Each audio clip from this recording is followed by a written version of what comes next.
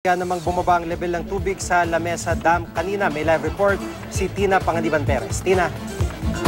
Gigi, unti-unting bumababa ang level ng tubig sa Lamesa Dam. Kaninang umaga, nasa 79.99 meters ang water elevation sa dam.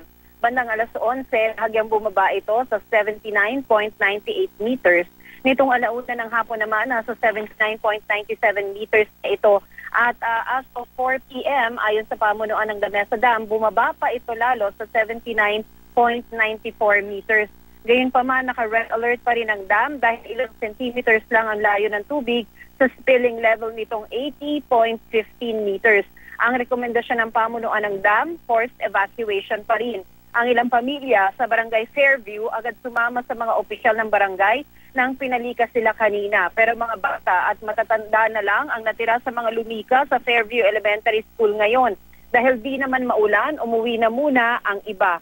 Ang ilang nakatira sa gilid mismo ng Tuliahan River sa Commonwealth Avenue, Gigi, hindi pa lumilikas. Mabilis naman daw silang makakaalis sakaling umapaw ang Lamesa Dam dahil kagabi pa lang naka-empake na ang kanilang mga gamit. Hinahanda na rin nila ang mga babaunin nilang pagkain. Gigi? Maraming salamat, Tina Panganiban Perez.